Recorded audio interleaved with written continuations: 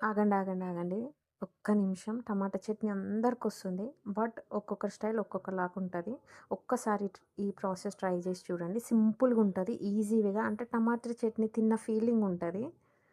ప్రాసెస్‌లోకి వెళ్దాం ఇంకా. ఫస్ట్ పాన్ తీసుకొని అందులో పల్లీలు వేసుకోవాలి. పల్లీలు వేసుకొని దోరగా వేయించుకోవాలి. వేయించుకొని అవి పక్కకు తీసి పెట్టుకోవాలి.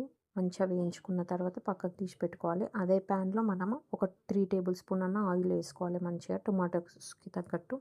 తర్వాత అందులో జీలకర్ర వేయాలి. జీలకర్ర వేసిన తర్వాత మనం కారం బట్టి కారం వేసుకోవాలి. పచ్చిమిర్చి కారం మంచిగా వేయించుకోవాలి. వేయించుకున్న తర్వాత ఈ టైంలోనే పసుపేయాలి. పసుపేసి మంచిగా మిక్స్ చేసేసుకోవాలి. మిక్స్ చేసుకున్న తర్వాత ఇప్పుడు ఇక్కడ టొమాటోస్ వేసుకోవాలి. టొమాటోస్ వేసుకొని మిక్స్ చేయాలి మళ్ళీ అంతా. తర్వాత సాల్ట్ కొంచెం మగ్గిన తర్వాత సాల్ట్ వేసుకోవాలి. మనం ఎంత రుచికి సరిపడ సాల్ట్ వేసుకోవాలి. సాల్ట్ వేసుకొని మళ్ళీ మొత్తం సాల్ట్ కలిసేటట్టు టొమాటోస్కి మంచిగా కలుపుకొని ఇక్కడ లిడ్ పెట్టేసుకోవాలి. మంచిగా మిక్స్ చేసుకున్న తర్వాత లిడ్ పెట్టేసుకోవాలి.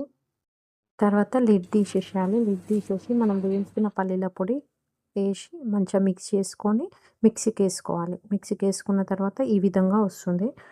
ఈ విధంగా వచ్చిన తర్వాత మనం పోపు పెట్టుకోవాలి. పోపుకి ప్యాన్ తీసుకొని ఆయిల్ వేసుకోవాలి. ఆయిల్ వేసుకొని జీలకర్ర, ఆవాలు, ఎండుమిర్చి వేసుకోవాలి.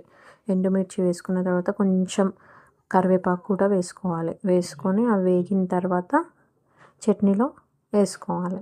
ఇప్పుడు టేస్ట్ చాలా చాలా బాగుంటుంది. టమాటా చట్నీ తిన్న ఫీలింగ్ ఉంటుంది. కొత్తిమీర, పుదీనా ఇవన్నీ వేస్తే కూడా బాగుంటుంది. Different style. ఈ చట్నీ కనుక మీకు నచ్చినట్లయితే లైక్, షేర్, సబ్స్క్రైబ్ చేయండి. Thank you for watching.